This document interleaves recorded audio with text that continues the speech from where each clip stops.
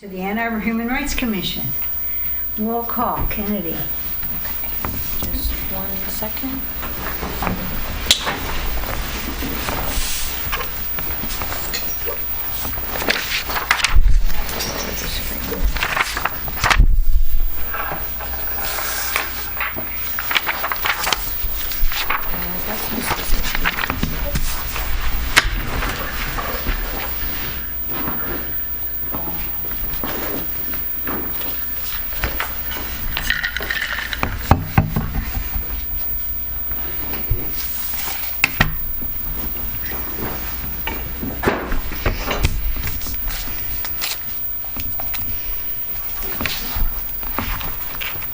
Sorry, computer's moving slow.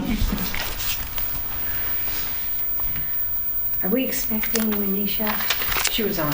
She's Yeah, on she's there. there. Yeah, she's there. Yeah. Oh, good. You might want to just swing it when you're done. Swing your chair Yeah. to the side. Chair Stambaugh, Here?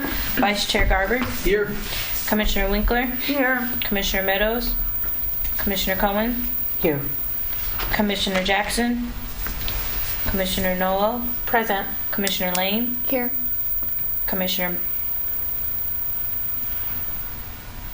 Oh, I'm sorry. Councilmember Gadzietwin, and Councilmember Watson. Okay.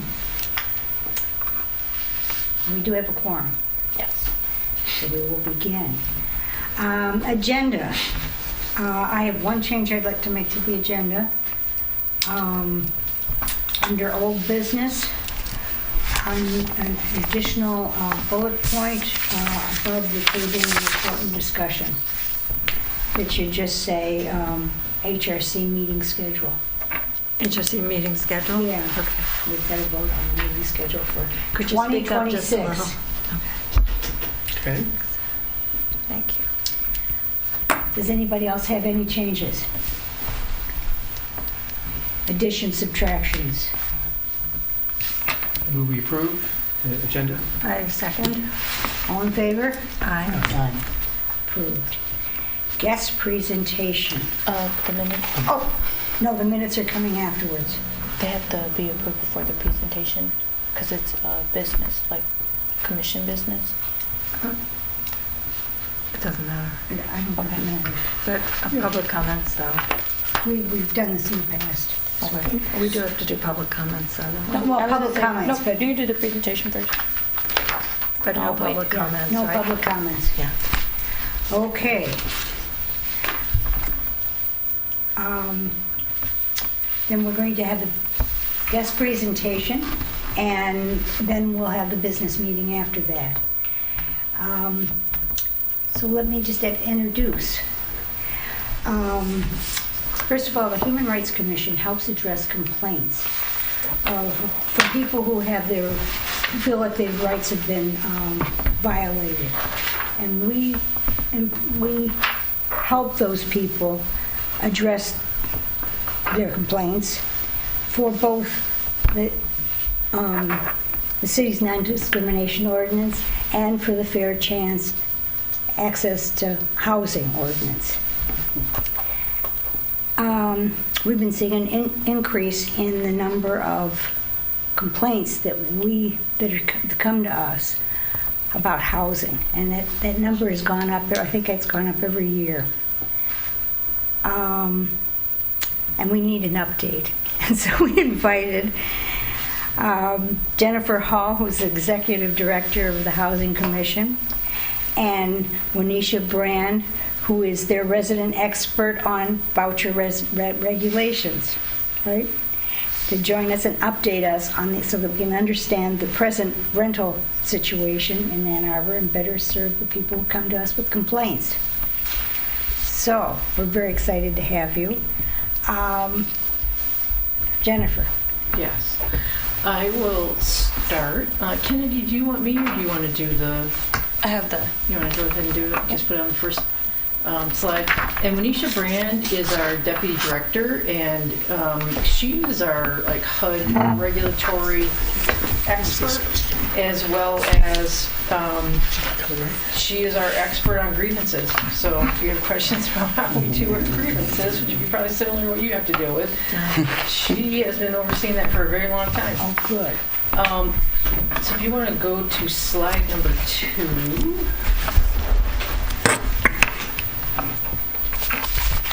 And I'm going to do just a few slides. Wenisha will do a few slides. Then we'll talk whatever you guys want to talk about. I have some additional slides after that you may or may not be interested in discussing, and that's totally fine. I just threw them in there because I get a lot of questions about them. But I'll start out by that first slide that's about to come up is what is the definition of affordable housing, which is that it doesn't matter if you're a renter or an owner or you live in a co-op. It's paying no more than 30% of your gross annual income. If you do pay more than that, which for low-income people, it's like 70 or 80% of folks that are low income pay way more than 30% of their income on housing, you're considered cost burdened. When we think about the way people live in a community, especially like Ann Arbor and Washtenaw County, if you can't afford to live in the city, you move farther and farther away. So if you work in the city and you move farther and farther away to find cheaper housing. So one of the newer definitions is you add your transportation costs. And so if you pay more than 45% of your income on housing and transportation, you're also considered cost burden.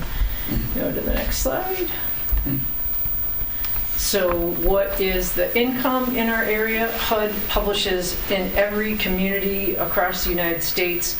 We are in what's called Ann Arbor Primary Metropolitan Statistical Area, which is all of Washtenaw County. So they publish what's called the area median income every single year. So all HUD programs and not every federal program, a lot of them are based on poverty, but definitely HUD and some other programs are based on area median income.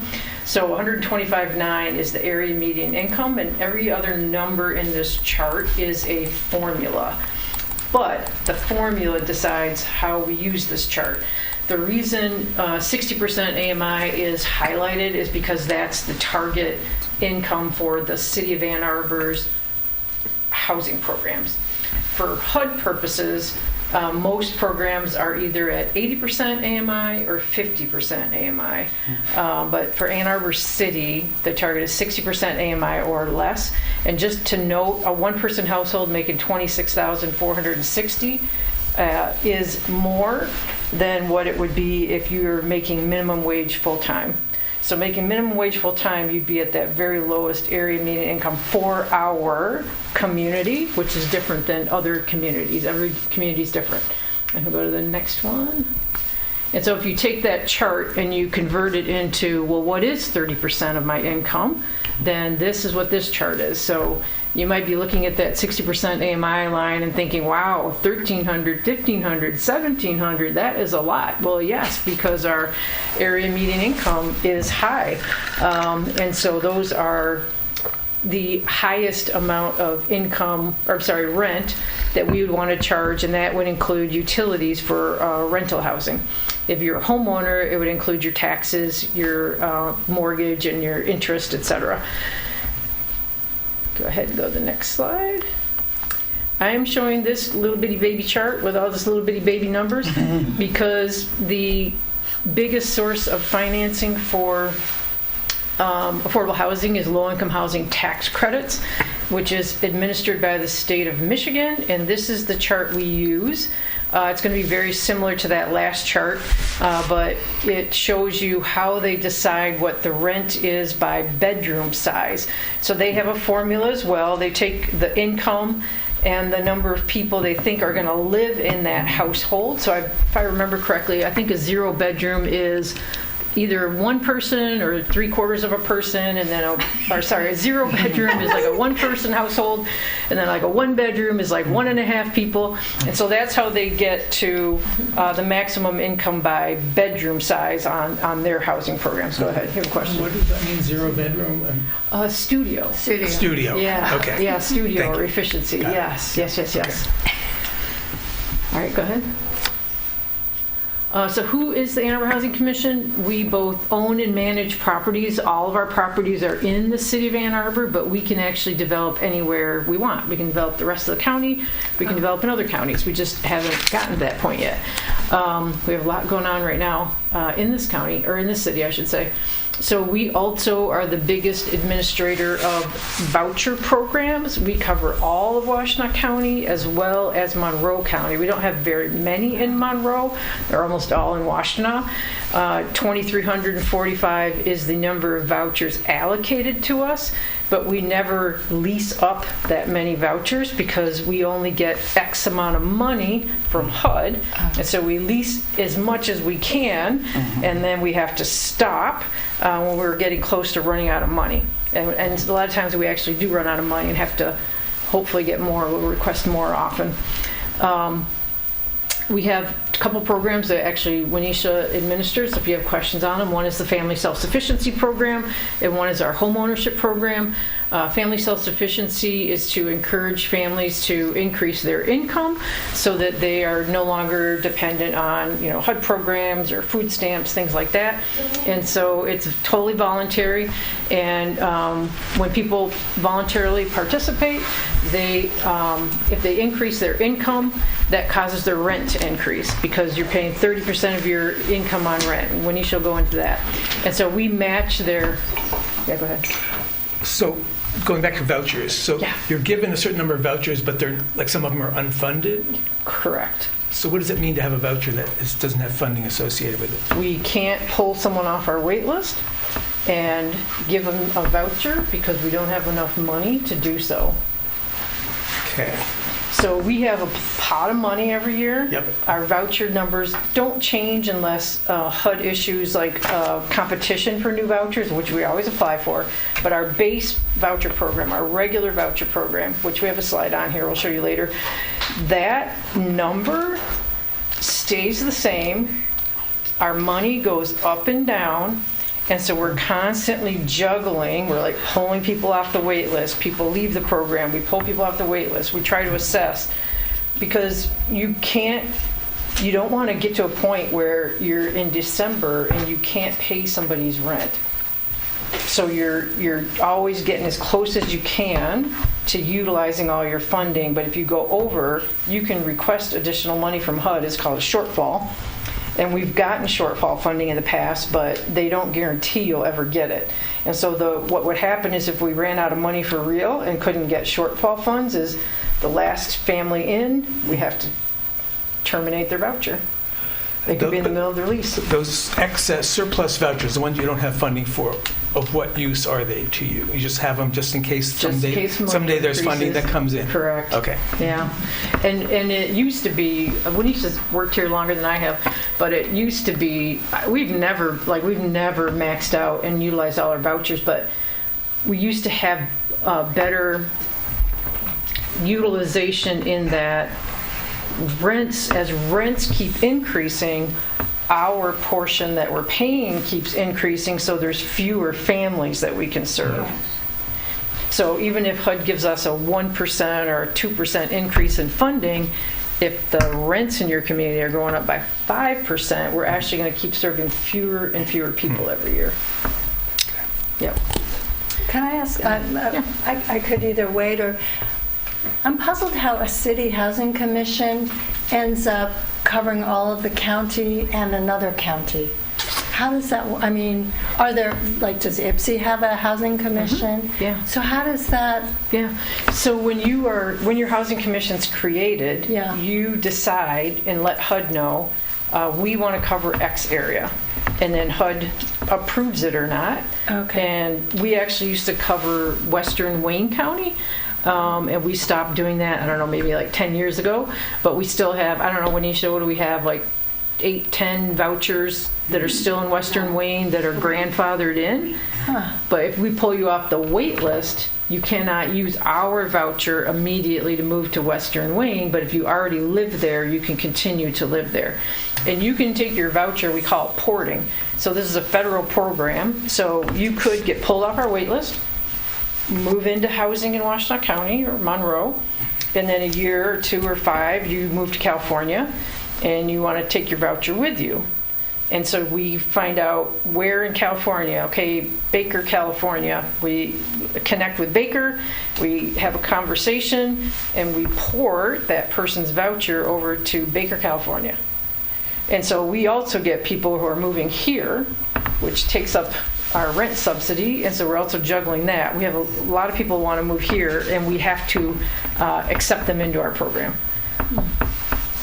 So yes. Some reason, I don't know, it was way before mine and Wenisha's time, we were in Monroe in Washtenaw County. I think for Monroe, the main reason we stay in Monroe is because of the VA, because we have veteran homeless vouchers. And the VA serves veterans out of both Ann Arbor VA and out of Toledo.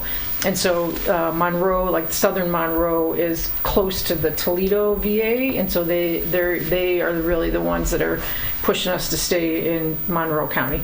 Wenisha, correct anything I'm saying that might be wrong. That's correct. Okay. In the homeownership program, you can actually take your rental voucher and you can turn it into a home buyer voucher where you can use it to pay your mortgage. You have to get a mortgage, so you have to, there's not a lot of places that will qualify somebody for income qualifying with a voucher, but we have had, and Manisha runs that program if anybody has questions about that. So you have people on your wait list who live all over the county? We don't know where they want to live. No, Yeah. who currently live, right. So you don't have to live in Ann Arbor to get on your wait list? Correct. Got it. You don't even have to live in Washtenaw County to get on our wait list. But we do, when we open up our wait list, we can have certain preferences that HUD allows. You can have a preference for live and work in a certain place, so we do. So we have live and work in Washtenaw County as a preference. You can have people with a disability as a preference. I'm not going to remember all of them. Seniors, people who work. What else, Wenisha? Homeless. Victims of domestic violence. So we have pretty much all of those except for requiring you to work. And what happens is when we open up our wait list, then anybody in the United States can apply, and they do. But if they know in advance that we have a preference for Washtenaw County, that tends to people self-screen themselves out. But we still get people from California or whatever, Ohio, who apply or whatever. But if you meet our preference, you go higher up in the wait list. Thank you. That's how it works. Thanks. Sorry to interrupt. Yeah, no, it's fine. Because it makes sense, like if I was low income and I wasn't tied to a specific community, Right. or even if I was, like I've literally advised people, I'm like, this community has openings. If you're willing to live there for a year, go live there, and then you can port to whatever community you want to live in. Because you have to let them port. It's a federal program. Okay. Yeah, Thank you. no problem. Okay. Any other questions about this slide? It's the most questions I've ever had about this slide. You can go to the next one, Kenny.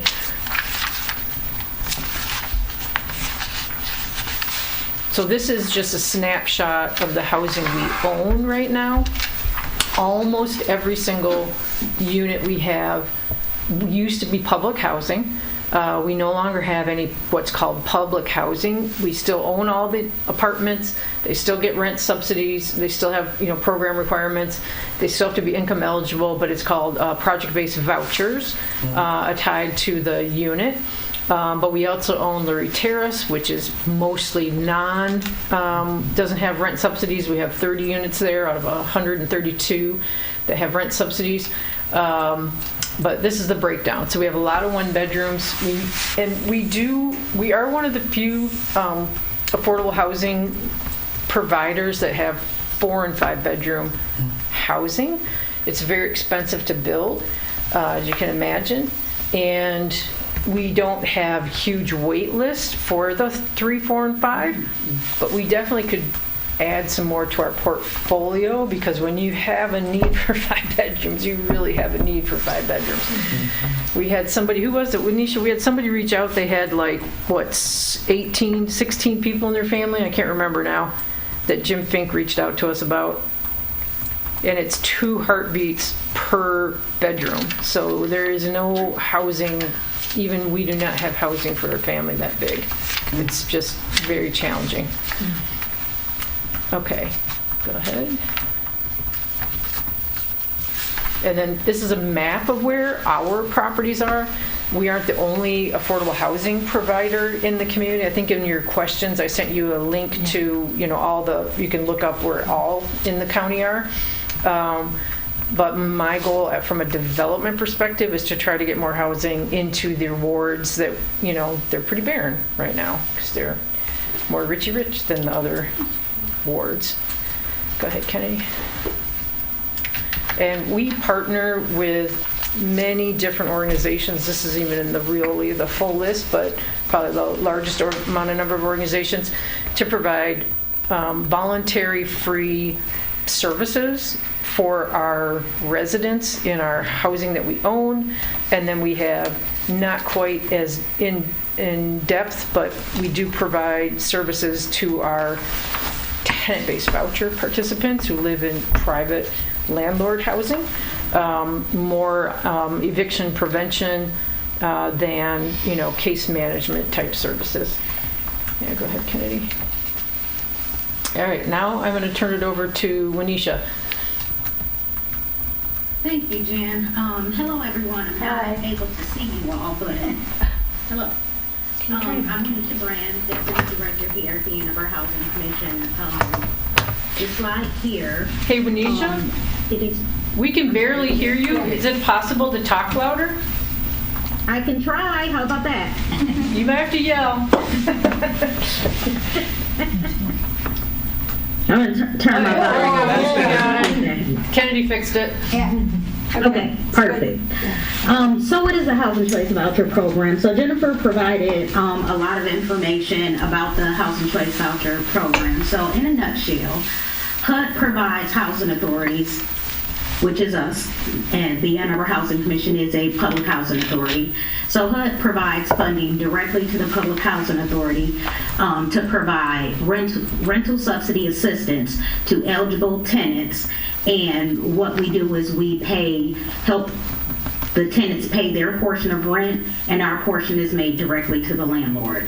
The chart on the side here, although this information is current as of December of 2021, this is national information. This information is not specific to the Ann Arbor Housing Commission. We can go to the next slide. So how the voucher program works is once the Housing Commission selects an individual off of the wait list, we do a application process to determine if they are eligible for Housing Choice Voucher assistance. If that family is then eligible for assistance, they attend what we call a briefing, which is essentially an orientation where we explain to them the rules of the program, the process to select a unit, and return that unit information to the Housing Commission for affordability testing and completion of the HQS inspection. I want to elaborate on the affordability testing. So Jennifer provided a definition of affordability earlier in the presentation. So at this point, once the family selects a unit that they're interested in, we run a test to ensure that the unit is affordable for the family, not necessarily that the rent is at an affordable price. However, there is a second test that is done to ensure that the rent that is being asked for by the landlord is comparable to other units that are similar within the same area. Once the unit passed both affordability tests, we will complete what we call a housing quality standard inspection. And as long as that inspection passes, the tenant is informed that they are able to sign a lease with the landlord. The Housing Commission will then sign a housing assistance payment contract with the landlord, and the landlord will begin to receive their monthly payments through two forms. They'll receive one payment directly from the tenant and a second payment directly from the directly from the Housing Commission that will total 100% of the rent that they're asking for. We can go to the next slide. So Jennifer mentioned earlier that, we have the Housing Choice Voucher Program, and periodically HUD will solicit for applications for additional vouchers. Over the history of the Ann Arbor Housing Commission, we have applied for several different types of special purpose vouchers. So as you can see here on this chart, we have 1,249 regular Housing Choice vouchers, and that's for anybody who is eligible for the program. Specifically, we have 278 vouchers that are designated specifically for homeless veterans. We have 351 vouchers that are designated specifically to disabled individuals who are between the ages of 18 and 61. We have 32 vouchers that are specifically available to families that are in jeopardy of losing their children because of housing deficiencies, or those foster children that have housing inadequacies that have housing that have inadequate housing. Thank you. And we have 336 project-based vouchers specifically for Housing Commission properties. 6 vouchers that, again, are very specific to foster youth that have inadequate housing, and 66 vouchers which are called tenant protection vouchers. Tenant protection vouchers is a HUD program where the previous owner had one of several types of several types of housing loans that they use to develop or rehab their properties, rehabilitate their properties, and that loan has since exhausted. Therefore, the tenants that live in those units, as a result of the unit no longer being affordable, the landlord is now allowed to increase the rent to a point where it may be market rate rent, and it may cause some families to be displaced. Therefore, the tenants are now protected with a voucher. So we have 66 units, 66 tenant-based protection vouchers.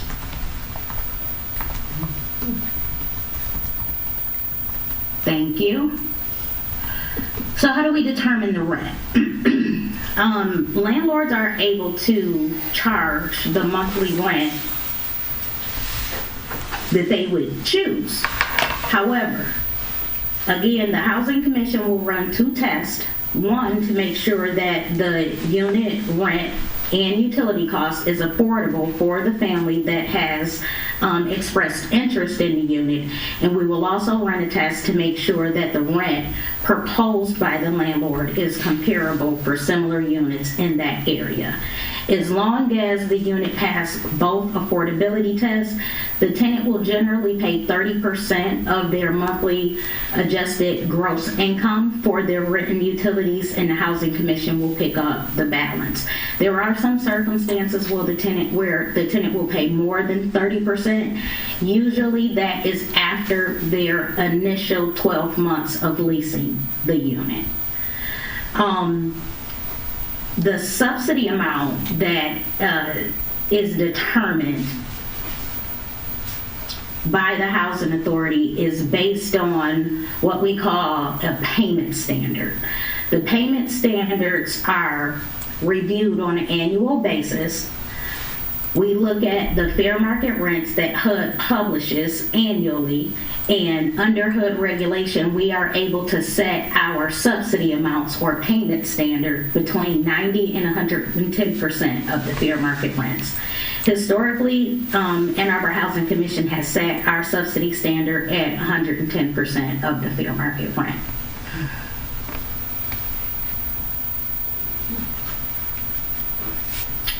And on this slide, we just talk about some myths that are that have come along with the Housing Choice Voucher Program. There's a myth that landlords have to charge a reduced rate of rent, and that's not necessarily true. if the landlord wants to rent to that family and that the rent and utility cost for that unit is not affordable for the family, we will ask the landlord if they were interested in lowering the rent, and they absolutely have every right to decide not to. There's also a myth that landlords have a hard time screening Section 8 families. We instruct our landlords to use the same screening criteria for Section 8 families, for Housing Choice Voucher families that they do for families who do not receive Housing Choice Voucher assistance. In addition to that, there's a belief that families that receive Housing Choice Voucher assistance are not bound by the terms of the lease or the rental agreement and are practically impossible to evict. And that's not true either. Landlords should absolutely apply the same criteria to their Housing Choice Voucher tenants that they apply to their non-Housing Choice Voucher tenants. There's no law that says that they should be treated any differently in terms of a lease violation. And another common myth, renting units to HCV tenants does not in itself further obligate owners to rent to other HCV tenants. So essentially, there are some owners that are under the impression that if you accept one voucher, you have to rent your units, all of your units, to other HCV families. And that's not true either. You should continue to apply your leasing policies and vacancy policies throughout your rental portfolio to both HCV tenants as well as tenants that do not have HCV assistance. So we can stop here. You can ask us questions. I have a couple of things to add to what Wenisha said, and I have another section about kind of the market and development that we can, if we have time and you want to talk about it, we can do that. But you guys want to have any questions for Wenisha? I have a question regarding how do you handle application fees? We don't charge application fees. Landlords charge. Landlords do charge. And it can get so exorbitant if you apply. Yes. Right. And we recently were awarded a designation called Moving to Work, but it was for landlord. It's called the landlord cohort.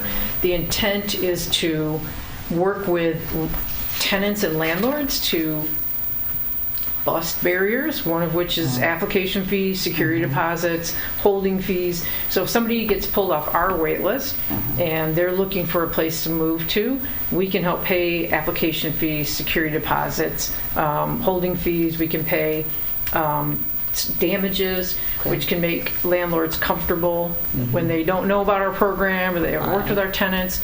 What else do we pay, Wenisha? Vacancy loss payments. Vacancy loss. As well as a signing bonus. Oh, that's good. Yeah. But that's just our program, and that was our choice. That doesn't mean every voucher program does that. Yeah. Does having a voucher mean that the landlords tend to get more checking from outside sources to see that their rentable, their property meets Yes. code? So landlords might fight having a voucher holder because they don't want to be investigated. Possibly, yeah, that's possible. In communities like Ann Arbor, Ypsi City, Ypsi Township, we all have rental code inspections, but not every community does. And so it does get layered on top of that. So we have to do a rental inspection for our voucher, like Wenisha said, housing quality standard. And you have to get inspections from those rental inspectors in your community if there's a program. Are there different standards? Are the standards the same? They're very, very similar. There's a couple of things that are a little different, but they're very, very similar. In fact, HUD, for half a minute, said that if you have a rental inspection program in your community, we can use that in place of our housing quality standards, so we don't have to do both. But then they changed the rule and said, unless you are associated with your municipality, which we are, because we're city employees, so we cannot do that. Were the voucher payments affected by the government shutdown? Thankfully, no, but they could be. The voucher program runs from January to December, and so they had, I don't know how it all works at the federal level, but they had money in their bank that'll get us to the end of December. Cool. So if we're shut down on January 1st, it could be very different. So we're waiting and seeing what will happen. Yeah. Hey, Jan. Yeah. I wanted to add that for the HQS inspections, the Housing Commission, our policy is to inspect our rental units, our HPV rental units, once every 2 years, simply so we can reduce, our imposing on the landlord's properties. So we don't do those inspections annually. They're performed once every 2 years. But the tenant, if they feel like there's a problem that their landlord's not addressing, they can ask us for, what do we call it, an emergency inspection? Wenisha, what are those called? A complaint or a special inspection. Special inspection. Manisha, what sort of do you get sort of a standard grievances? I mean, are there a few top sorts of grievances that you get? I'm wondering if they overlap with the kinds of questions we get. Mm-hmm. I'm sorry, could you repeat that? Sure. I mean, are there some typical sort of grievances that you handle from either people seeking vouchers or those with vouchers? Like, what are our most common grievances that you have to deal with, Wenisha, from our residents or our tenant or participants? The most common grievance that we have to deal with is a dispute of income calculation. That is the most common. With us. They're disputing with us, not their landlord, with Correct. us. Yeah. Okay. And you want to explain, Wenisha, why that would come up and how we figure that out? Yes. Well, for one, it is a somewhat complicated, it's a formula, first of all.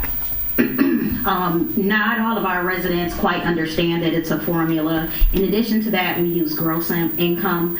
Not a lot of our residents understand or agree that we use gross income. So a lot of the complaints comes from the angle of, I just can't afford it. It's impossible that you're calculating my income this way. In addition to that, a large majority of our households, although they work, they don't generally work a standard 40-hour. They work at jobs where their hours will fluctuate every week, every 2 weeks. So we have to calculate their income a certain way where we essentially determine what an average income is. And we project what they're going to make for the next 12 months, which could be quite different than what they actually earn over the next 12 months. Mm-hmm. In addition to that, our income calculations are supported by documentation, pay stubs, verification directly from the employer of hourly wages, average hours worked, so forth and so on. And as a result of that, it could take some time for us to receive the supporting documentation that we need to calculate that income. Mm-hmm. And as a result of that, there may be delays in making changes to the tenant's account to adequately reflect what their rent amount is going to be. Therefore, and I'll give you an example. On November 12th, if a Section 8 family, Housing Choice Voucher family were to report a loss of income, we essentially would capture that loss, removing the income, and it will be effective December 1st. And that's as long as everything aligns perfectly and we receive the supporting documentation to prove that the family no longer has that source of income. But for whatever reason, if we are delayed in receiving that supporting documentation, then the family is still going to be responsible for their entire portion of rent come December 1st.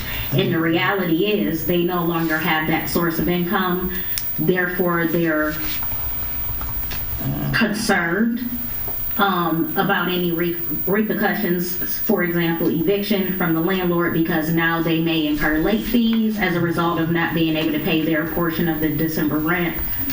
So the majority of the complaints come from that particular concern. And again, with the eviction process, because that is the only process that a landlord has to take possession of their unit, it creates anxiety for our families. And for us to make sure that we are compliant with all of the HUD regulations as well as our policies, we have to document absolutely everything and investigate evictions. And oftentimes the eviction is more so a result of the landlord taking pursuit of the only action that he has available as a tool to him, not necessarily because there was bad behavior or non-payment of rent. It was, most of the time, it is simply because of timing as a result of the documents that we have to collect to confirm and verify that there is a change in income to determine what the tenant's portion of rent is going to be. I know that that was a really long example and explanation, but I hope Yeah, no, it was very helpful, thank you. Manisha, what are other common grievances related to the landlord that you have to deal with? The majority of the grievances with the landlord are the same. They're absolutely the same. Is they're essentially waiting or trying to confirm if the housing commission is going to make an adjustment in the tenant portion of rent. The second highest complaint is bad behavior or damage to the unit. And our average rent subsidy currently is hovering around $1,000 a unit. It just keeps going up and up and up and up and up, but it's about $1,000 a unit on average right now. And then the tenants pay the rest. And to put that in more perspective, our average family size and voucher size is a two-person household and a two-bedroom unit.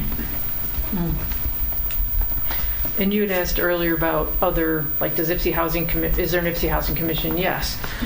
They cover, they used to have a voucher program, but now they just have housing that they own. The state administers their vouchers, and they administer it through two contractors.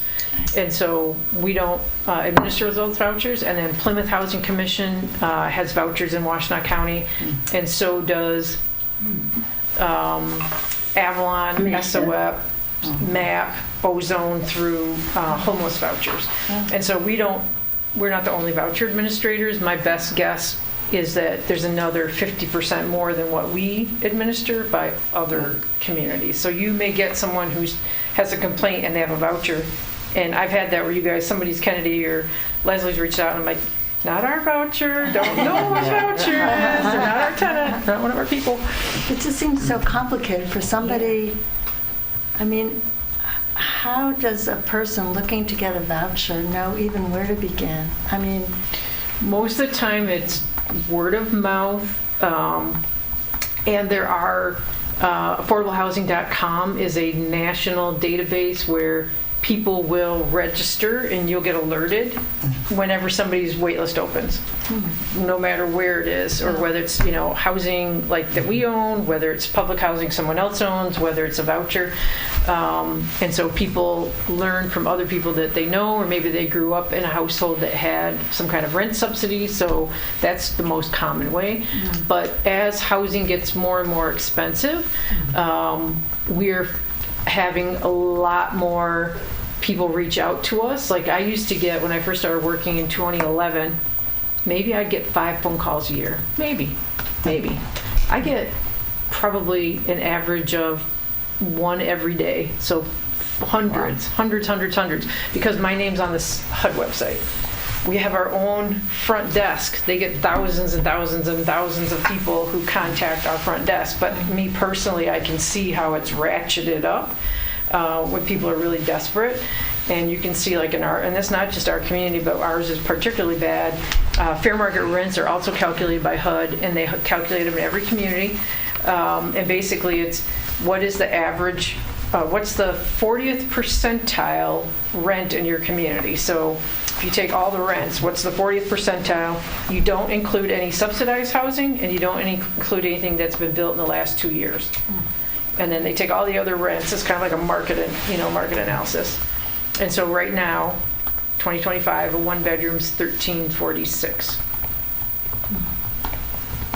And that doesn't have anything to do with how much rent somebody's apartment might be with a voucher. It's just that's just a different calculation. We don't use fair market rents for that. Wow. Yeah. Am I right in thinking that you're not eligible for any of this if you're not working, or if anybody in your family? No, not true, actually.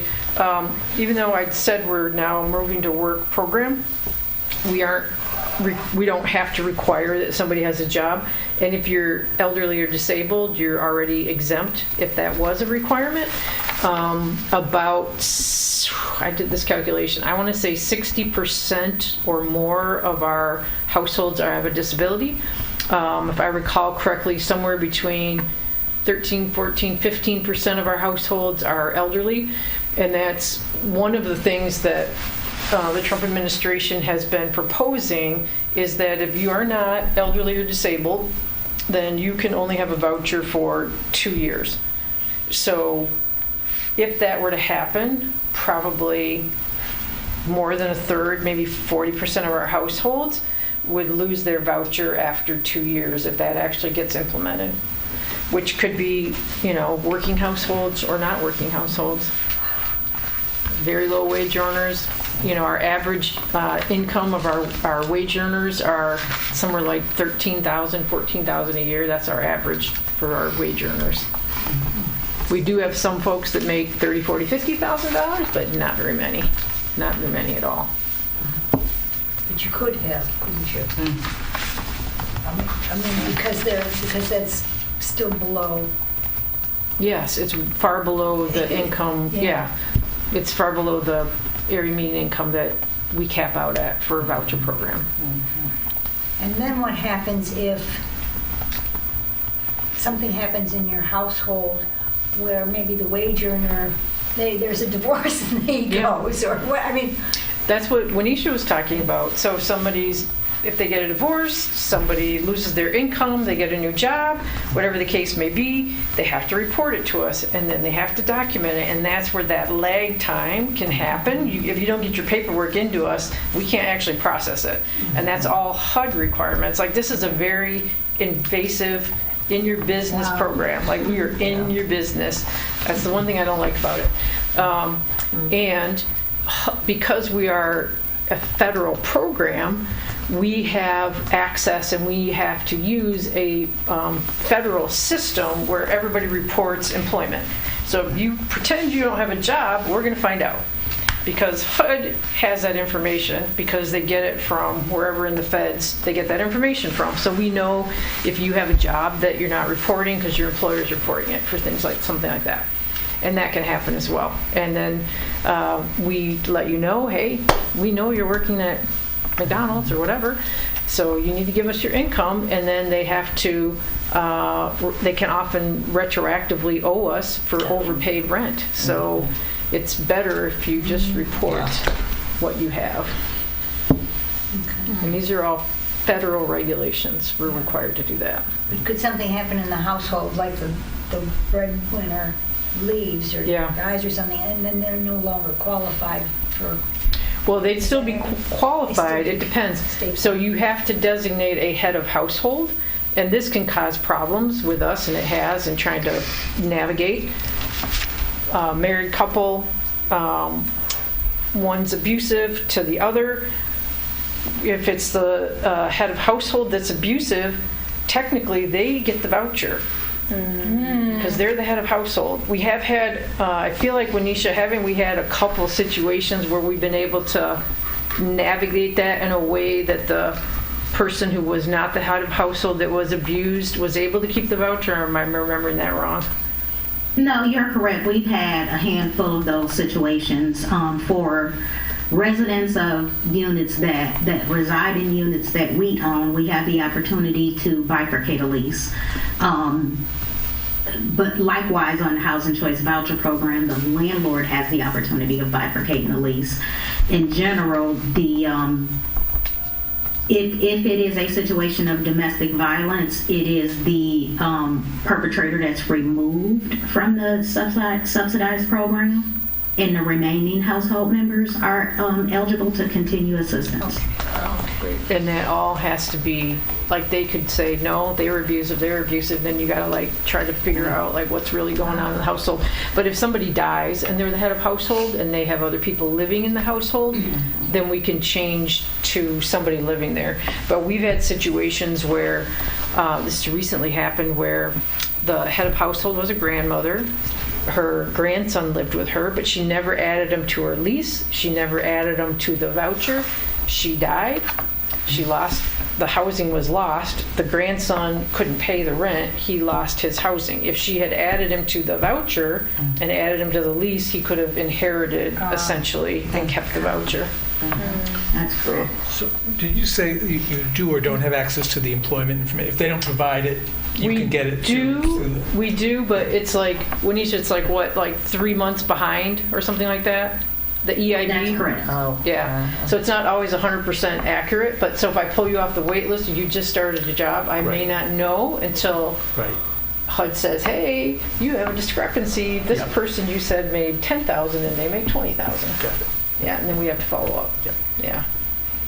And if you're new to the program, you don't know how much the government knows Right. about you. Right. Right.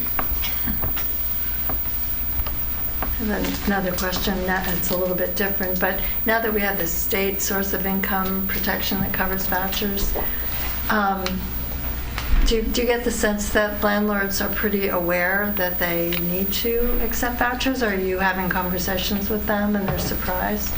What do you think, Wenisha? We have conversations with our voucher holders that we have the vouchers. How do you see what's going on with the landlords? Are they aware of that state law, Wenisha? Yes, they're absolutely aware regarding the local as well as the state law. And some of the evidence that you hear or you see that confirms that they are aware about these changes is they come up with some extremely creative ways to deny an applicant for housing. Okay. Interesting. Could you give an example of one of those very creative ways? For example, there is a document that is actually the voucher. All households are provided with that record, and that record will confirm for the landlord that this particular applicant is a customer of said housing commission. For example, the Ann Arbor Housing Commission. Recently, we had a family, just last week, we had a family that was denied I believe she was denied the ability to place an application because her voucher itself did not list all of her household members. So essentially they are using the excuse that most landlords will place all household members on the lease. Therefore, they are now using the argument to place all household members on the voucher. The voucher itself is a HUD document, and it only requires the name of the head of household, or what we call the voucher holder. It does not allow for space or fields for additional household members. Okay. And it's also a document that we cannot modify as a housing authority. So that was pretty creative. Yeah, that was. Have you heard of, I mean, this is new, but I guess it falls to the Michigan Department of Civil Rights at this point to enforce it. Have you heard of any complaints going to them or anything happening? No. I don't know. Wenisha, have you heard anything going to MDCR? I'm not. So two things.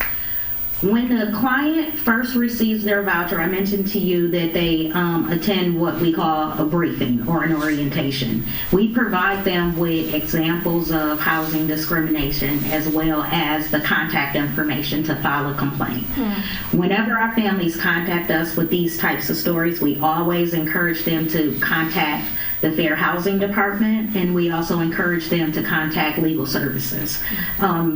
And the two main reasons why we do that is because a lot of times the Ann Arbor Housing Commission, we're not privy to some complaints about one landlord, right? That one landlord could have multiple complaints. And so we encourage our families to reach out to legal services and Fair Housing to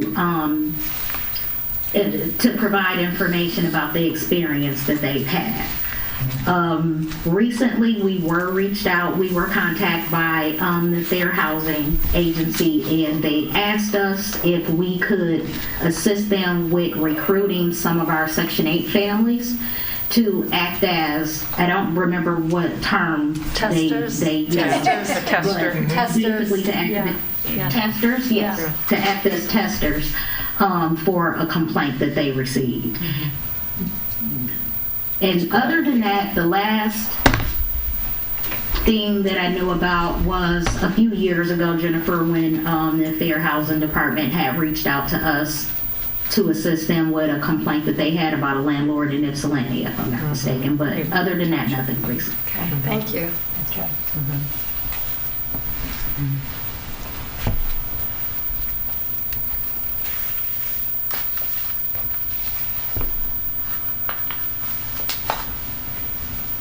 This is a slide related to the marketplace. So if you look at the marketplace and you look at where do poor people live, is there anything about this slide that strikes you as odd?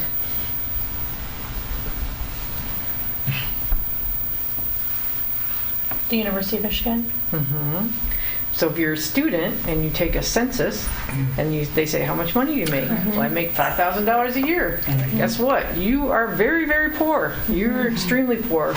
And so if you go to the next slide and you look at, well, in Ann Arbor, what is the age groups of poor people in Ann Arbor? And you go, so I often go to community meetings and they'll be like, you're concentrating poverty. And I'm like, have you been to Detroit? Have you even been to Ipsy City? Because you do not understand what concentration of poverty is. If you go to the next slide. So what I like to do is look at who's on public assistance. This gives you a better indicator of where poor people live in Washtenaw County, and it is absolutely concentrated on the east side, Ipsy City, West Willow, parts of Ipsy Township. We do have some census tracts that have higher than average poverty, where there's more affordable housing units, basically. You can go to the next slide. And so when you think about our marketplace, it is absolutely driven by the University of Michigan, by the student population, by the people who work at the university. It's the #1 industry in our community is the University of Michigan. And if you go to the next slide, the enrollment continues to increase, but the amount of housing that is provided by the university is pretty much stayed level until they started building recently. And so there's good and bad about that. They've always said that, look, if we build dorms, we take property off the tax roll, which they do. So anything they own, all these buildings that they've been buying, or properties they've been buying and developing, they take them off the tax roll, and they're like, well, we expect the private sector to absorb our student population. The problem is they're continuing to enroll faster than what can be built, and the community is getting very upset by these, high-rise, expensive student housing, but that is what is needed to meet the needs of the enrollment at the University of Michigan. And so I would imagine, but I don't know, that you would get more students contacting you as renters than you would low-income households, because there aren't really very many low-income households for real in Ann Arbor. There really aren't. I think I have another slide related to this. It's just kind of showing how they trend like that. I'm going to stop here because I don't know if you guys are interested in the development side of stuff. Do you have any other questions for us? Yeah.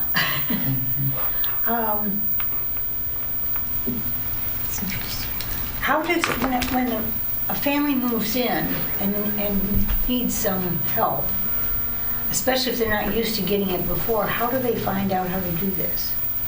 So if they're in our housing that we own, we have contracts with one of those nonprofits, mostly Avalon, Peace Neighborhood Center, CAN, Huron Valley PACE. Those are our 4 largest, Ozone House. And so they get introduced by the property manager. Many of them are on site, or if it's too small and we don't have a community center, then they'll find out when they move in. If it's someone with a voucher, do we let people know about SOS, Wenisha, when they get through their briefing?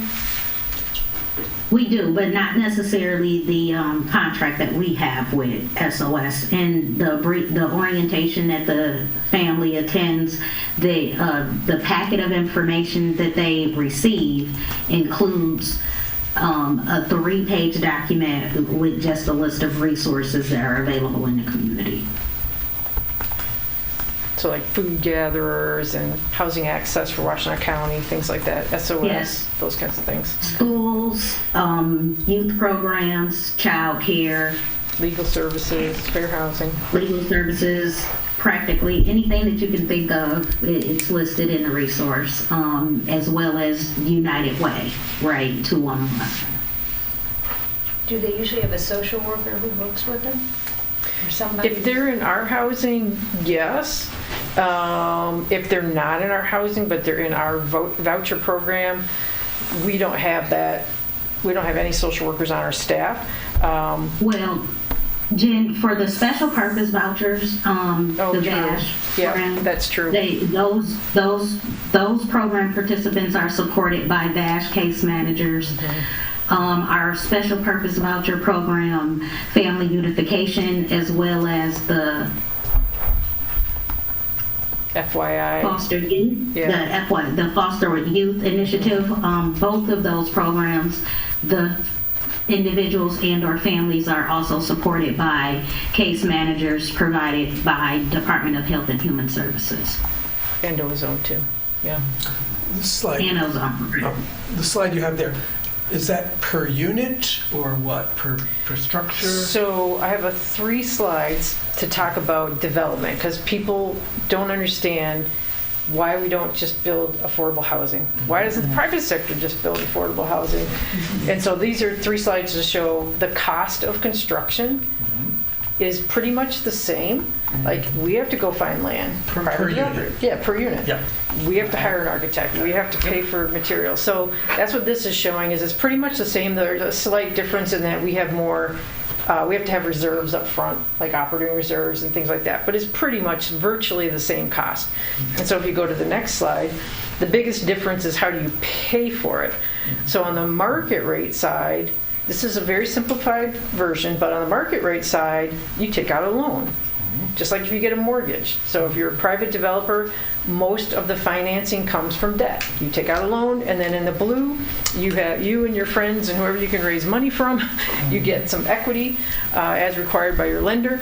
But on the affordable side, it's flipped. You take on only the amount of debt you can with the reduced rents that you're able to charge, and you get low-income housing tax credits, which is sold to an investor as equity, and they give you cash. They give us cash that we use to build our housing, and then they get to write it off on their taxes. And so we take out a small loan on a 60% AMI. If we had everybody who's at 60% AMI, but if we wanted to serve lower income households with lower rents, we also have to have grants, because we can't take on a big amount of debt because we have to pay it back. And so if you get to the next slide, this one shows what do you do with your rents.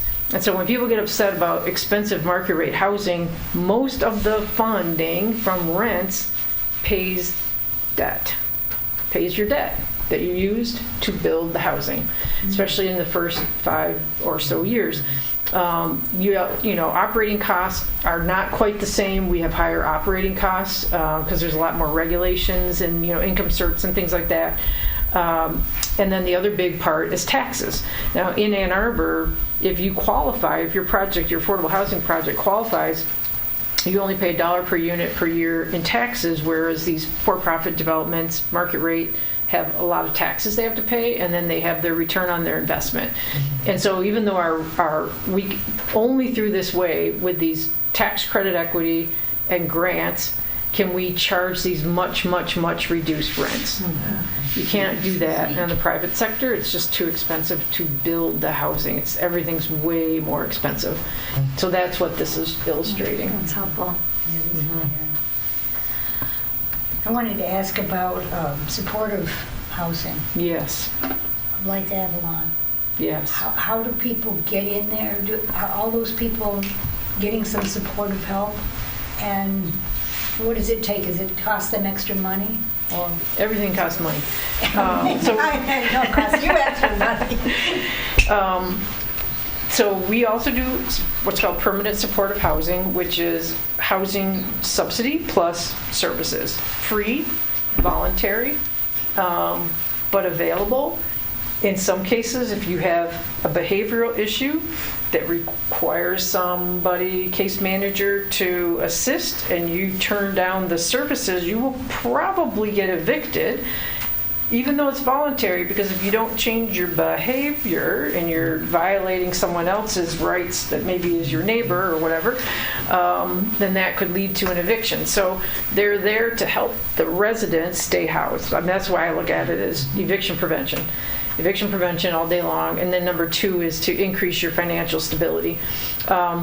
So Avalon, just like us, we have to go out and apply for money on the development side. So this is an example of a chart of where the funds come from. So number 1 is this low-income housing tax credit equity. Take out loans, and then we cobble together any place we can get additional money, grant-type money. And that's how you do the development side. On the service side, you also have to go out and raise money for services. And the recent millage that was adopted in 2020 allows for up to 20% of the millage to go to services for properties that are developed with millage funds as one of your funding sources. And so that's been a huge assistance to getting more housing developed. I think my next slide actually shows the housing that's under development. So here's all the projects that are under development or have been already developed using millage funds. So on the left side, Hickory Way and Grove at Viridian are Avalon properties. Siller Terrace is one of ours.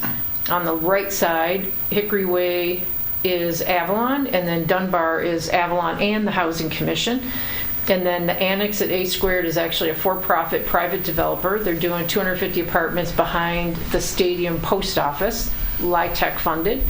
And we gave them a $3 million loan out of, I forget, 80-some million, or I can't remember how big their budget was, so a small portion. Arbor South is a project we're working on with a private developer.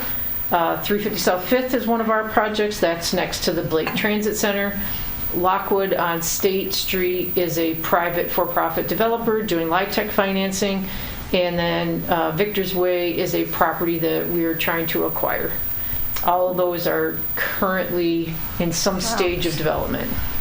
I've never seen it laid out so clearly. This is what I'm trying to get the message out. Photograph. Like, that's great. Do you ever sleep? I mean, the county's material is just not so clear. Like this is what we did with the money. I had to put this together for city council because people are asking. I'm like, okay, let me put it on paper. So that's why. Yeah. So, well, I'll share that. Yeah, feel free. And you can, Kennedy, if you want to forward this presentation to folks so you guys have it. I was going to download it before I gave this back to you. Thank you. Also, thank you so much for taking the time to answer all these questions in writing. I mean, that, with all you have going on, thank you. It's helpful. I know I'll refer to it. So Great, thanks. wonderful. Appreciate you guys' time. Thank you. Very helpful. Yeah, thank you. Any last questions? Thank you all. Yeah. Evictions, Okay. what do we need to know? I mean, you have to follow the landlord-tenant law, no matter who you are, whether it's us or a private landlord. We have very, very few evictions, and neither does Avalon or MAP or any other provider, because our goal is eviction prevention and keeping people housed.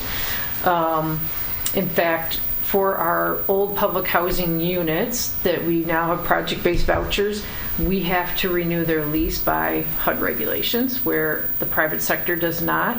So the only way for someone to leave our housing is voluntarily, or if they die, or if they get evicted. We only do evictions if it's repetitive, serious behavior. We tap into, and so does other nonprofits, into any resources we can find locally if it's simply a matter of not paying your rent. That's the easiest kind of lease violation to deal with. Other violations are much more difficult. Anyone who's in a eviction who's low income, we 100% refer them to legal services all day long. Most people, I think it's like 3% of households have representation when they're in an eviction process, and landlords always have representation. And definitely eviction is a priority for legal services, so that's one of the services they will definitely be interested in helping people with. It's a process, it takes time. Getting a notice of eviction, don't move out until, make plans to go somewhere, but you don't have to move out till the sheriff shows up. So a lot of times people get a notice and they're like, oh my God, I'm just gonna leave. Well, there's actually a legal process that has to be gone through, and it can take 45 days sometimes from the first moment you get your first notice. I remember, Keita, you had to deal with eviction processes, didn't you? Your previous life? Didn't you have to deal with the eviction process in your previous job when we first met? Not really? I haven't. What else? Yeah, I don't get called for that. Okay. All right. What else about evictions? Actually, I have a question. Okay. Yeah. No, so you, I was listening on the way in, but you said that some people, or you're saying kind of like the idea of, hey, if someone's having issues and they're not addressing them, they might get evicted. Do we, because when I was doing also some of the work on the eviction prevention money, I was kind of thinking about it, I was like, well, some of that is going to people in our own housing. So I thought that was kind of profound of like, we have to provide eviction prevention money to people living in housing commission sites, because even with the subsidy and units we built, they would be on the street if we didn't give them some of that. Yeah, because... Because I said that in a meeting and I was like, can that be true? Like, was I even correct on that? But And I mean, if you think about 30% of my income, I don't even pay 10% of my income on my housing. Some of you probably only pay 5 or 10, or maybe you pay more, but the lower your income is, it is, even if it's 30% of your $13,000 a year, you have almost nothing left over for food and clothing and transportation. And so people may have a medical bill, or their car needs to be fixed, or whatever the case may be, or maybe frivolous sometimes. Like somebody told us they had to buy presents for their cousin or whoever it was, and we're like, for Christmas, we're like, no, pay your rent. That's most important.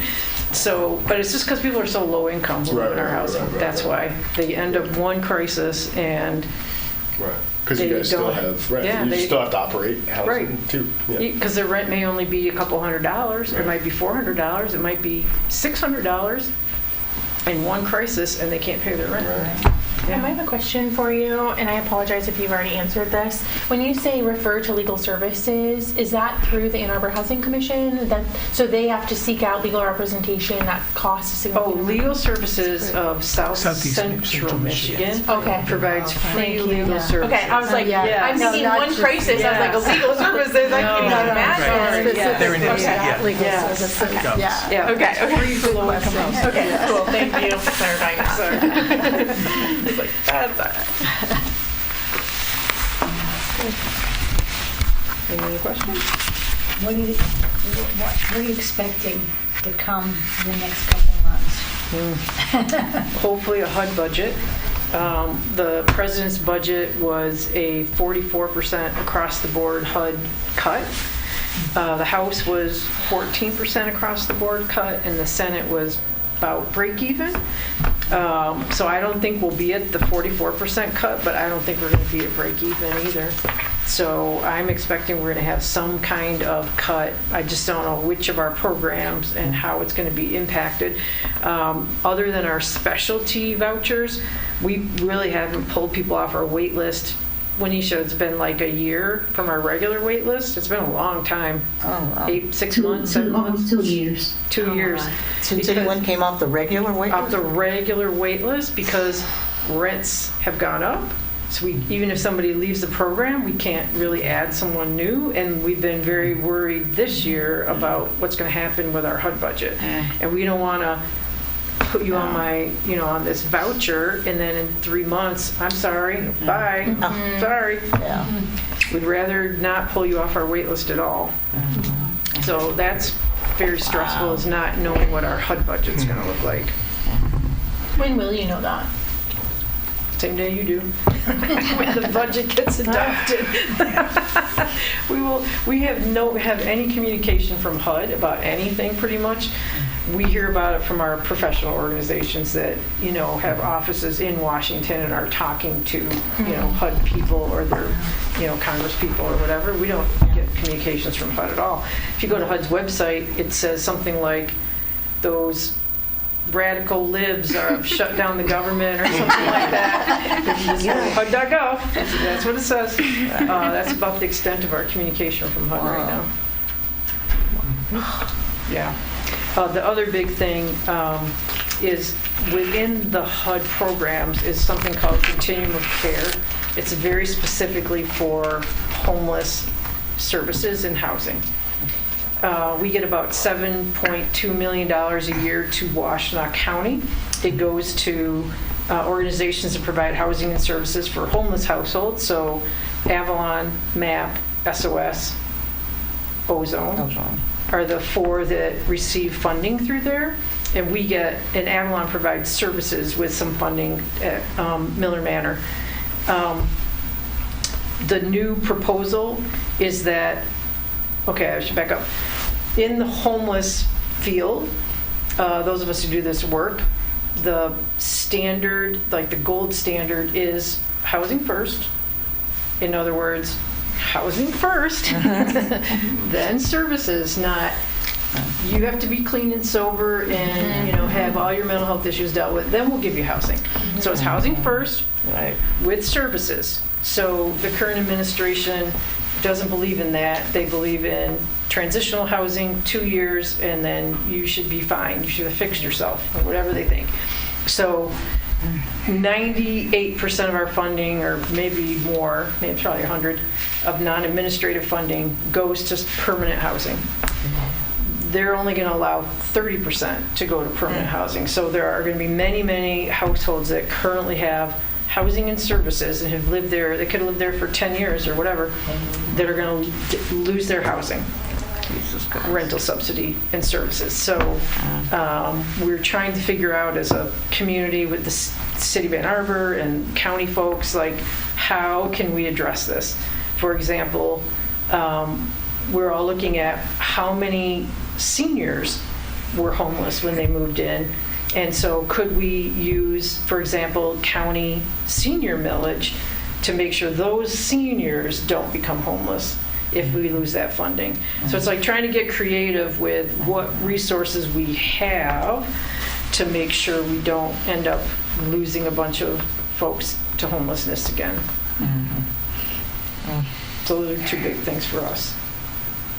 Thank goodness for you guys. I don't know what other communities are doing, but that's what we're doing. Well, I don't know if you mentioned it, but the veterans homelessness model is kind of the proof positive of the Housing First, because the dedicated money that's sent for veterans, Washtenaw County was, I think, the first county and maybe the only county at one point to get to functional zero veteran homelessness, and it's just because of the resources that were specifically allocated for that. So if we could do for veterans what we do for everyone else, we could almost solve a lot of the homelessness. Yeah, I didn't mention that, and that's true. And the group that's growing the most are families with children. That's what the group is getting bigger and bigger in the homeless population. And that population is growing also. Oh, in yeah. general. It's terrible. It's, yeah. Is there a percentage of how big is it? Yeah. So at any given night, it's probably in the 600 to 700, including, kids and adults, across a year. Like when we track through Homeless Action of Washtenaw County is our central intake and assessment. I don't know the number off my head, but I want to say it's like 2,500 or 3,000 people a year are at some point homeless under HUD's definition. HUD does not count. I lost my housing, I was evicted, I moved in with my sister. You're not homeless under HUD. You feel homeless. Your sister feels like you're homeless, your kids feel like you're homeless, but you're not HUD homeless. So that's only the people who are living in their cars, living on the street, living in shelters. Those are the folks that are HUD-defined homeless. In Washtenaw County or in Ann Arbor? What? Everywhere. Oh, the number? That's The number? Washtenaw County. That's Washtenaw. Yeah, Washtenaw Yeah. County. I don't have the number off the top. It's in the thousands for sure. Yep. I can't remember the exact number. Okay. And when you say homeless, are they on the street or are they in shelters? They could be in shelters too. They could Yep, be, they okay. could be. IHN, Interfaith Hospitality Network, they have a shelter on St. Joe's campus on Jackson Road, and they're just about to open, if they didn't already, I think they just opened, another, I forget, 60-some beds at St. Joe Hospital over Hogback area. So they have an old mental health facility on the campus at St. Joe that they're turning into a homeless family shelter. Cool. And they expect to always be full and to always have wait lists. Like even with, going from, I don't remember how many beds they have, less than 20 to now adding, tripling, quadrupling that number, they still expect to have wait lists. Yeah, as of July, because I'm on community action board, so we get like the count. Yeah. So I just pulled up the slide because I have it. It was July of this year was 700 people, and it was 175 single adults and 139 families. And the increase was a lot, 34% since July 2024. So. It's just a year. Yeah, just a year, but yeah, I think since the pandemic, it's like 200%. Oh, yeah, it's terrible. Yeah, I know for families at one point, yeah, it was like a 70% increase, I think, early in my term, and it's gone even higher, so, yeah. I think you should answer. Yeah, I was going to say, so I didn't mean to take you too long. Yeah. This was fascinating. Yeah, thank you for taking the Thank you time. so much. Yeah. And heartbreaking. And heartbreaking, Yeah. yes. You've got to do a thing on WEMU to tell us what happens when the government reopens. Let you know if the cut's severe or small. Let you know what the cut is, the HUD Well, cuts. whether the budget cut is so bad that you won't be able to keep everyone housed after January 1st. We're actually doing a documentary about housing and homelessness. We started about 8 or 9 months ago, before the current administration was elected, and realized we're now documenting the impact of what's going to happen with these changes while we're doing it. But the purpose of the documentary is to go around to community members and show this documentary and have discussions about it, and talk about solutions and collaborate. Yeah, I mean, everyone must be feeling really kind of stressed out. Yeah. And if there's ever anything that you think the Arbor Human Rights Commission can do to help, including, with our little complaint process, sometimes we're maybe a first step to talk to the landlord. So keep that in mind, if it's an Ann Arbor property. We don't have great enforcement powers, but we can Sometimes try. they get scared when they see someone from the government. Right, exactly. Yeah. And the city attorney's office can take action under our ordinance, so, yeah. Yeah, appreciate that. Well, thank you, everyone. Thank you so much. Thanks so much. Anisha. Very much. Thanks, Anisha. Oh, she's gone. She's still here. Is she still there? Thank you. Please thank her. Thank you. Thanks so much. Thank you. Bye. Okay, let us try to get some things done that need to be done, like minutes. I move we approve the minutes. A second. All in favor? Aye.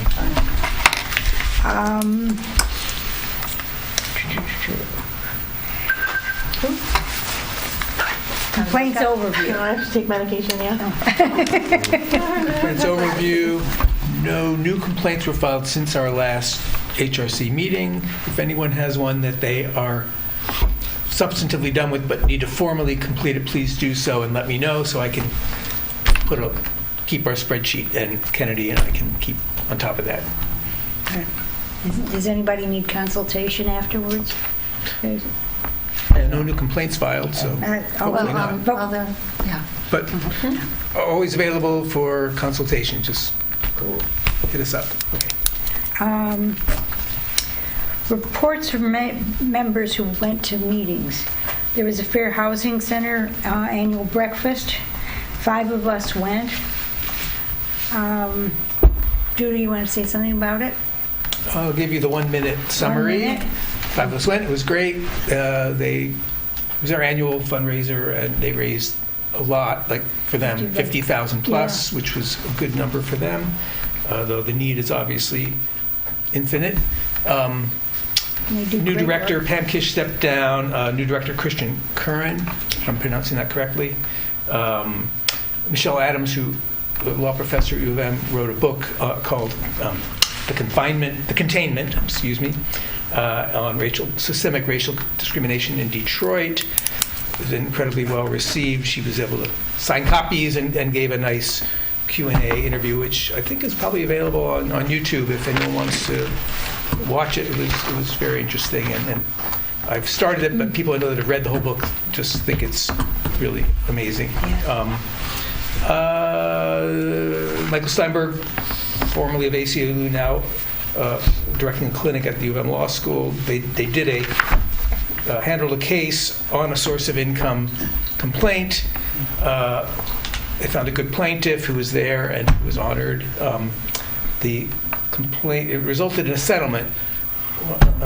Unfortunately, lawyers have a duty to their client, not to the cause.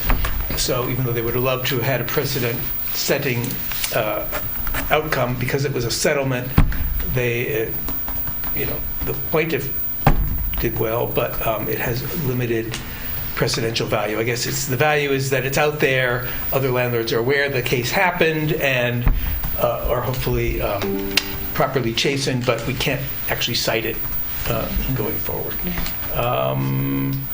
But it's there as a tool, and it hasn't been used ever before in the state, I think. What source of income in our ordinance, in the city's ordinance? Well, That's what it was brought under. that's right. It wasn't even sort of anywhere else. There was no state That's ordinance right. at Now it's that a time. state ordinance. That's right. It was brought under the Ann Arbor ordinance, Yes. and it was a good outcome for the client. I mean, it's possible that the reason there was, I don't know this, I'm just speculating, that they did settle when they did was because the state law was passed.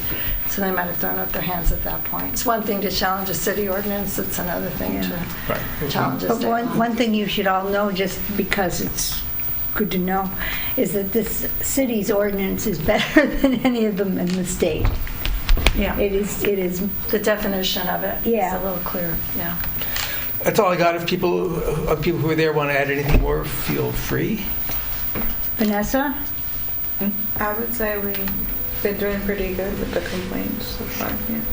We've been in communication with the complainee or the constituents filing the complaints. I will say what I've seen a pattern is most of it is housing. Yep. That seems to be the biggest concern. So having this presentation here this evening, I think is helpful, and just thinking of ways to continue getting the proper information out there to constituents when they are contacting us regarding housing complaints. And it'll be harder as time goes on, I think, to figure out what kinds of housing complaints are discriminatory and what kinds are just because of the way the world is now. So that's ongoing issue, I guess. Anything else about the breakfast? Fair housing breakfast? Fair housing breakfast, Senate breakfast. Pam and I went to a community reentry coalition meeting. This is a group that was formed by Kathy Wyatt, formerly from the Sheriff's Department, and Al Newman, who was Brighter Way. And they had a mailing list, by the way, of like 100 people. And it looked like 100 people showed up. It was in the Learning Center. It was very good. They had presentations about what they were doing for people who were reentering from prison. And this time, I mean, they're probably going to meet together twice a year. But it was all kinds of university programs from EMU and from Washtenaw, etc. Very cool. One of the things that I was aware of was that there's so many people involved. One of the things we ought to do, and Kathy Wyatt said there's something to me at the end, because they're going to put out a newsletter. Maybe we should be advertising or posting something about the Fair Chance Access to Housing ordinance with that group, because this is the group who's dealing with them, and this is the way to get the word out. So I think that would be good. A ripple in Ann Arbor. Did anybody see that? Yeah. And I saw it too. Well, first I did want to definitely say that there is a link now to the video at the library's website. So Yes. everyone can watch it, yeah. Yes, in fact, I can tell you what it is if you want to. Because Or just send it out after. it is easy to find it. And it's good. It's worth seeing, even though it happened in 1994, 5, 6, something like that. I don't know. I think it was a multi-year span, Yeah. 94 to 96 or something. Yeah. It was a serial rapist who also murdered. I was here. I remember it was very scary. Yeah. What was interesting about it is, I mean, it's historical, and it was interesting that it was done. It was Cynthia Harrison actually produced it from City Council. Is the impact it's still having on the community, the impact it had and the impact that it's still having. People were interviewed and you could see that they're still feeling it.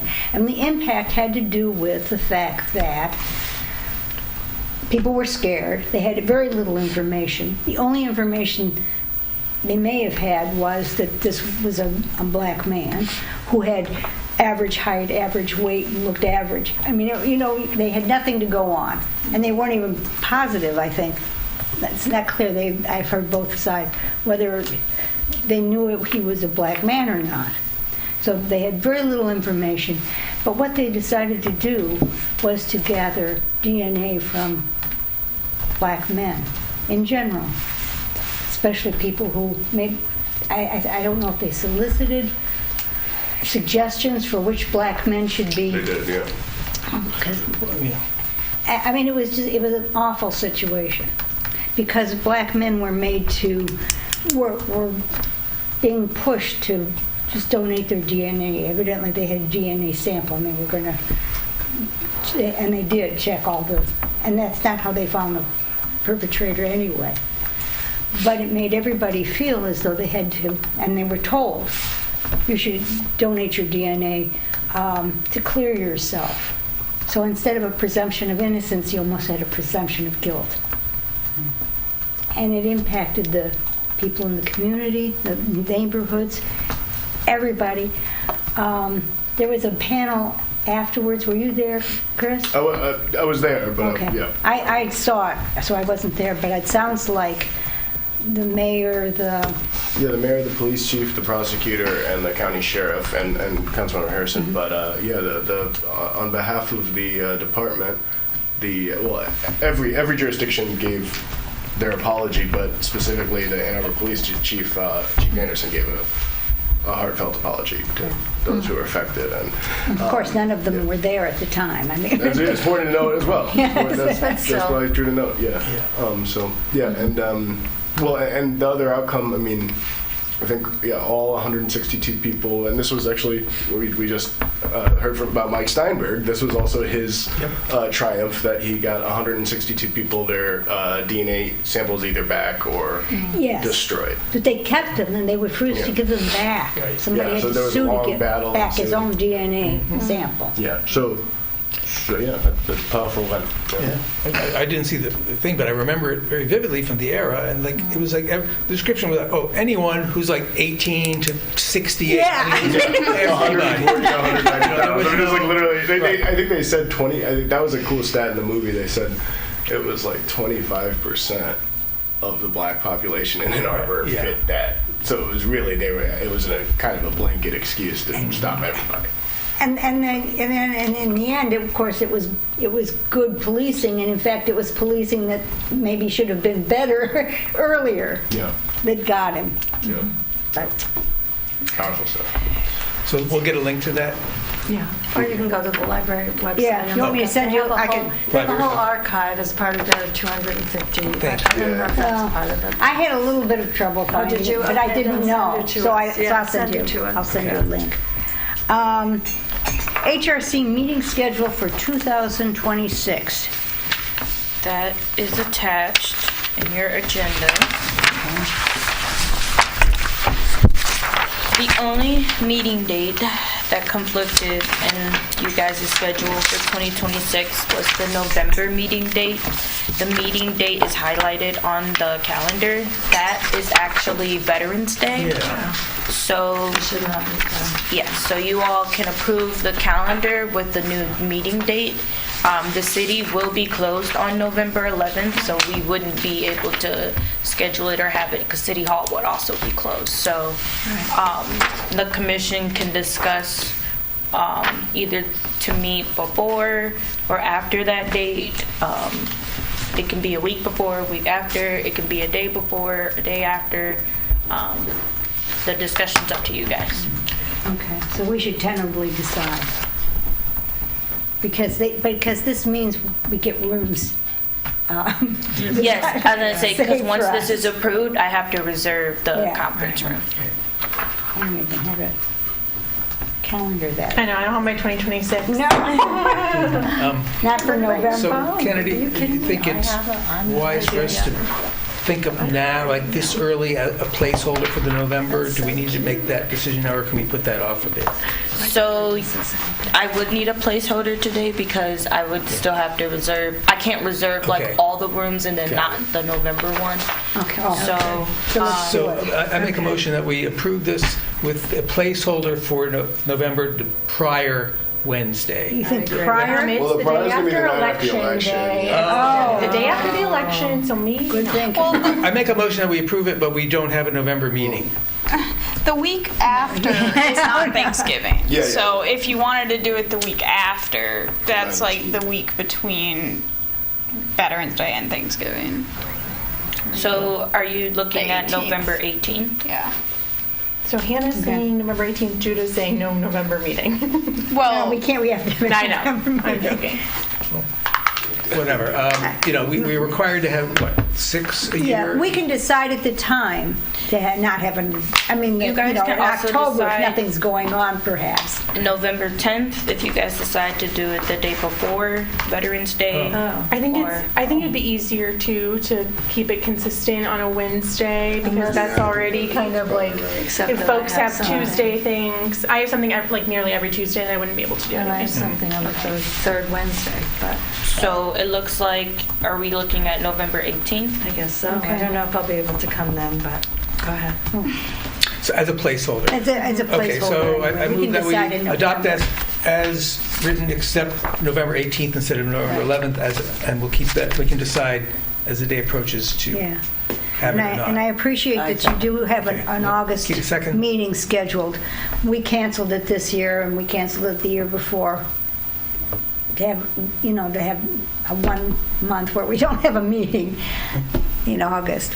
Well, but maybe we But should see what people, That's what I'm saying, well, I think we should keep it. I think Yeah. we should keep it, and we Just can see. decide at the Yeah. time. Yeah. Right. You can always Okay. cancel if you want. Right, Okay. right. I just want to make sure we have rooms. Thank you. Can I have a motion? Yes. Okay, I made a motion, Keita seconded. All in favor? Aye. We've got that. Tabling report? I think that's the last. The table, it is now 8:45. Let's do it next time. Let's do it next time, it can wait. Is that okay, Vanessa? I will say the reports are actually in your agenda package, so to save trees, Yes. Yeah. keep the reports. Good idea. I'm going to give my apologies. I'm going to take off. Okay. Bye. Have a good day. Take care.